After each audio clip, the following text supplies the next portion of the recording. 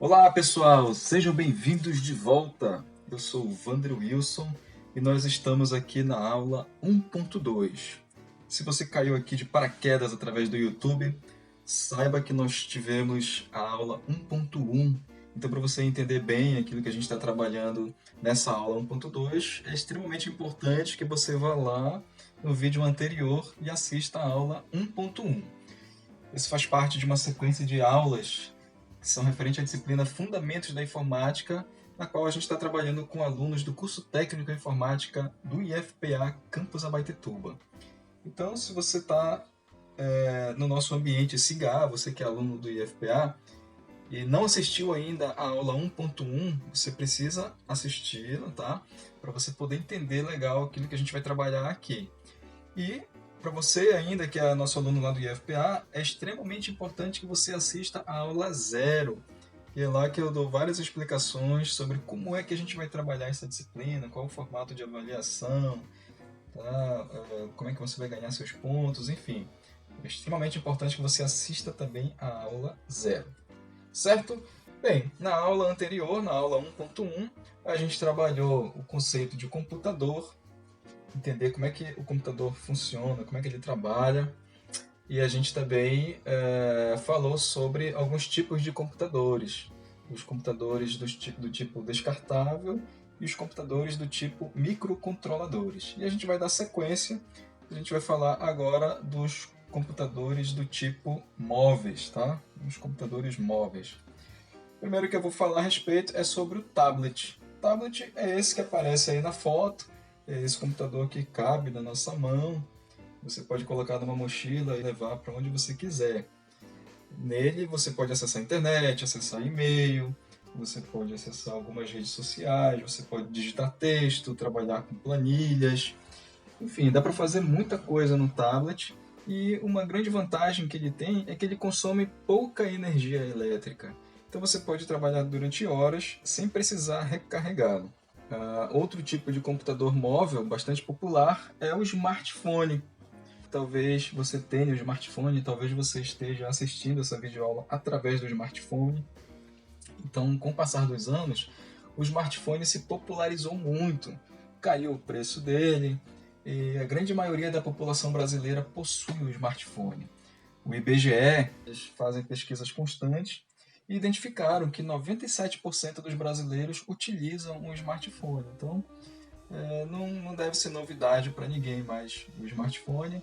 E mesmo aqueles 3% ali que não utilizam, já deve conhecer o smartphone. Eu conheço pessoas que não têm smartphone, mas eles utilizam aquele telefone comum, mais antigo, mais tradicional, mas eles conhecem o smartphone, já ouviram falar, conhecem os recursos que tem o smartphone, enfim, não é uma novidade para ninguém. Se você não sabia que o smartphone era um tipo de computador, então fique sabendo agora, tá?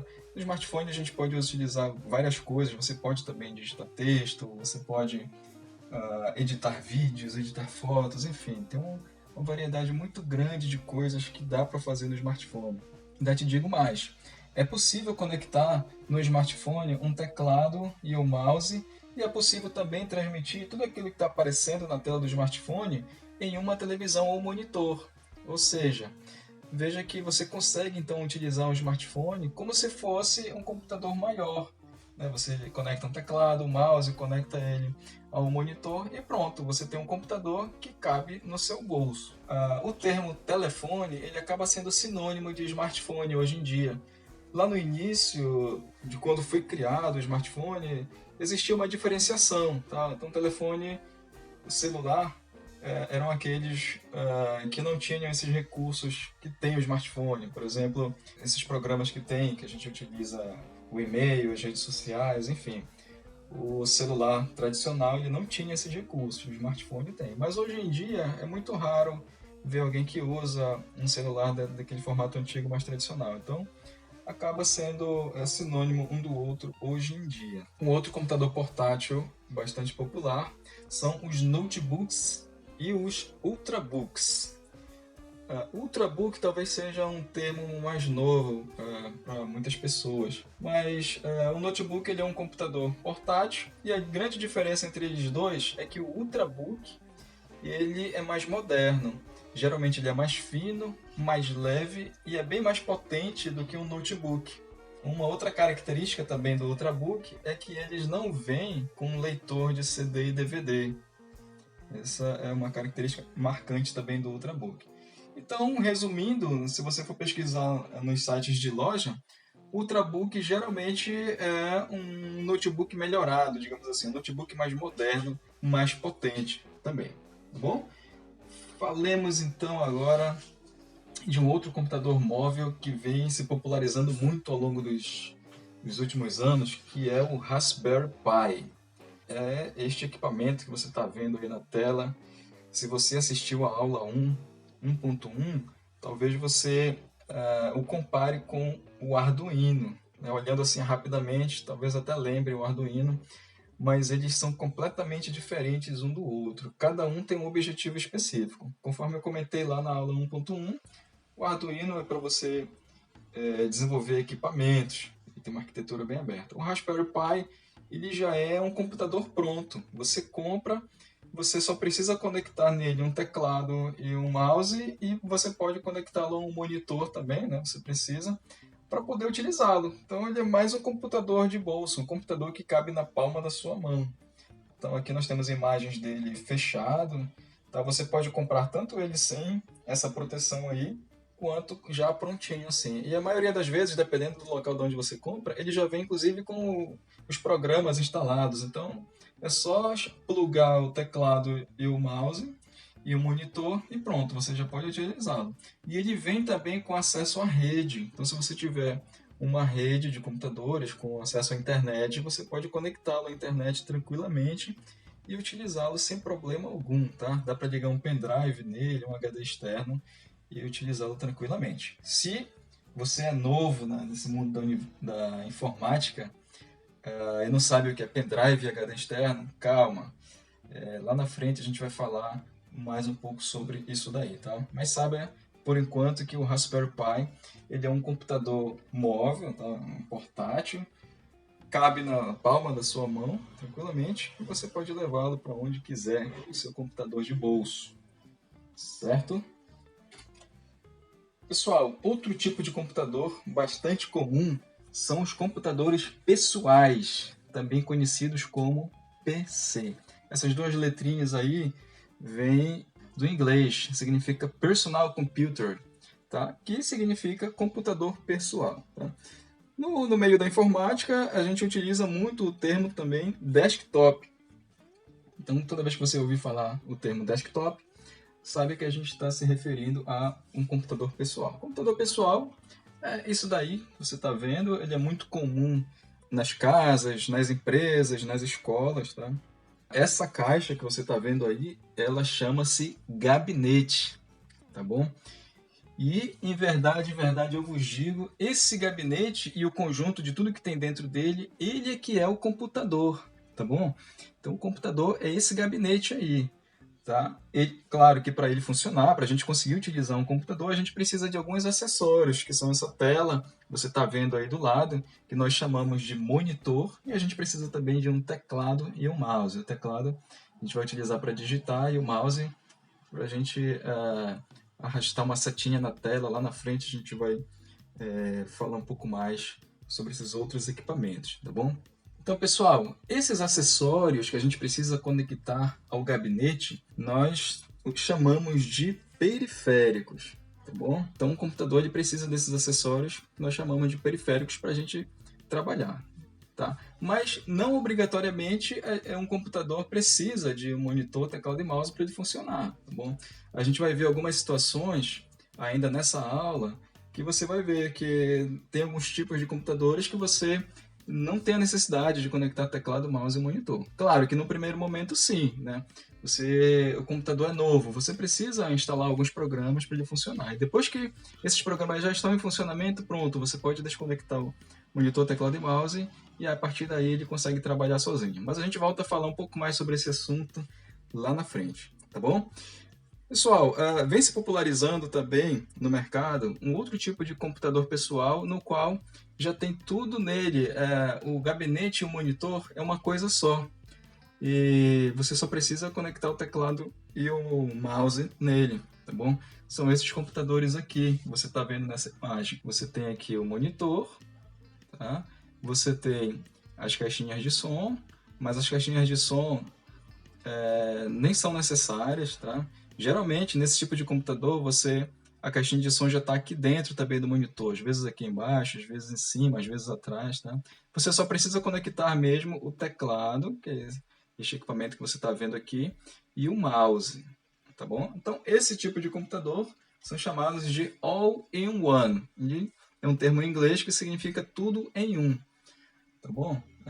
Então, temos computadores do tipo pessoal, do tipo all-in-one. Outro tipo de computador que a gente vai estudar são os servidores, tá? Pessoal, o foco dessa disciplina ela vai ser os computadores pessoais, esses dois que nós estudamos nesses dois últimos slides, tá bom? Mas a gente vai falar um pouquinho de servidores para você saber do que se trata. Os servidores, eles são computadores, como se fossem computadores pessoais, só que com bem mais poder de processamento, ou seja, são computadores bem mais potentes do que os computadores pessoais. Eles, fisicamente, se parecem com o computador pessoal, com aquele gabinete ali do lado, tá? Mas, de uns anos para cá, é mais comum a gente ver um servidor, fisicamente, na horizontal, ou seja, como se fosse um gabinete deitado e mais fino. Esses computadores eles são usados em empresas, instituições de ensino, enfim, por um grupo maior. São pessoas que precisam de um computador mais potente e esses computadores eles vão atender a um grupo de pessoas. Então, esses computadores, na horizontal, tá, eles são armazenados em armários, iguais a esses aqui da imagem. Percebe que como eles são na horizontal, eles entram nesses armários e ficam ali. Observe também que não tem monitor aí nesses armários. Tá? Geralmente, os armários que ficam, os servidores, nesses armários às vezes ficam mais de um servidor, você tem somente um monitor que às vezes você precisa operá-lo, né? Você precisa manipular esse servidor presencialmente, então existe ali um conjunto de teclas que você vai alterar entre os servidores que estão nesse armário aí. Mas geralmente os servidores eles são operados à distância, quer dizer, a pessoa para manusear um servidor ela fica distante, às vezes nem no mesmo prédio, às vezes em outro lugar, às vezes da casa dela, de um escritório, ela consegue acessar o servidor e fazer o que ela precisa fazer lá, tá bom? Mas o servidor não é um computador que ele é manuseado assim, as pessoas precisam acessá-lo, tá? Geralmente o servidor, quando ele é novo, você precisa instalar alguns programas e depois ele fica trabalhando sozinho. Vou te dar um exemplo aqui. Numa empresa, quando o dono da empresa quer gerenciar a internet, ela quer controlar que sites as pessoas acessam ou não. Então, às vezes, ele compra um servidor, instala um programa, e esse programa ele fica ali funcionando sem ninguém precisar mexer nele o tempo todo. Ele simplesmente funciona ali. Depois que você já instalou, fez as configurações que precisam ser feitas, então pronto, ele fica já trabalhando ali sozinho e dificilmente alguém precisa acessar esse servidor para alterar alguma coisa. Tá? Tudo trabalha de forma automática. Estou te dando um exemplo bem simples aí, mas no decorrer do curso você vai se deparar com um monte de outras situações. Tá bom? Um outro tipo de computador são os mainframes. Pessoal, a imagem é a mesma, porque vamos entender nesse primeiro momento que o mainframe ele é um servidor mais potente, ou seja, ele é um servidor com maior poder de processamento. Tá? Então os mainframes eles também são armazenados assim, em armários. Às vezes o mainframe precisa ficar em mais de um armário, ou seja, ele é um conjunto de equipamentos para poder funcionar. E existem alguns que trabalham dessa forma, tá? Os mainframes também a gente não vai trabalhar com eles nessa disciplina, mas é importante que você saiba que eles existam e para que eles são úteis, tá?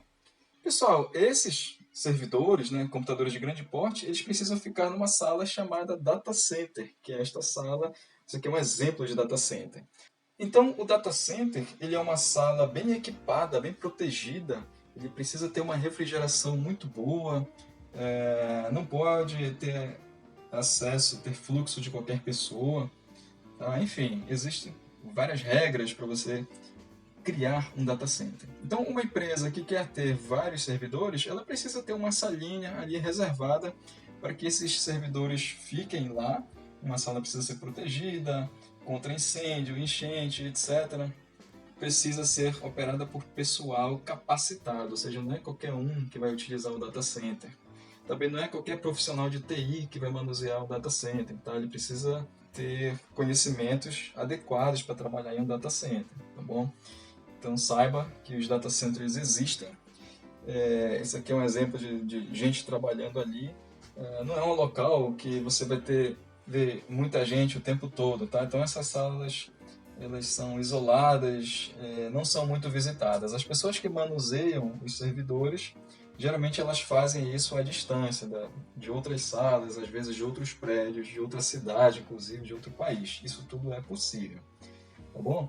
Então olha só, uma empresa ela precisa ter alguns servidores, mas com o passar dos anos, outro recurso permitiu com que as empresas não precisem necessariamente ter o seu próprio servidor.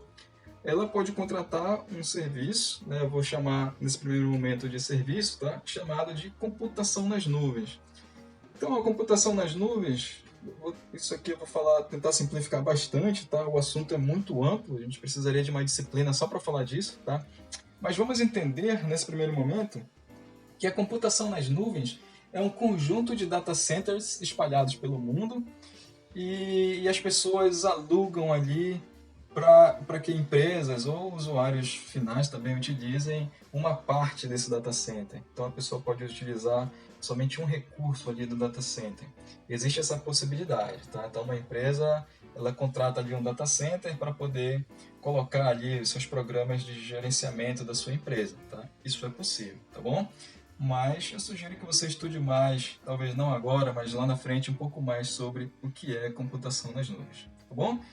Muito bem, então nós chegamos ao final dessa nossa primeira aula. Lembre-se de acessar ali o fórum, colocar lá suas dúvidas, lembre-se dos nossos encontros, tanto os encontros virtuais, né, os online, quanto os presenciais. Consuma ali o SIGA para você que é aluno do curso, tá? Nós temos ali apostilas, eu separei uma parte ali para você, então dá uma lida nas apostilas também. E agora tem uma atividade muito gostosa esperando por você lá no SIGA.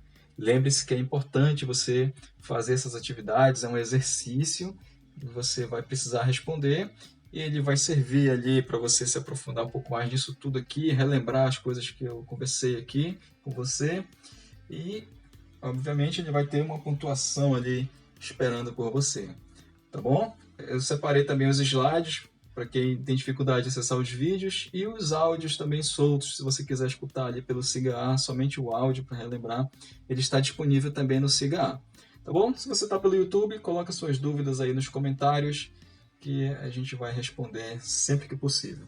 Beleza? É isso aí, até logo.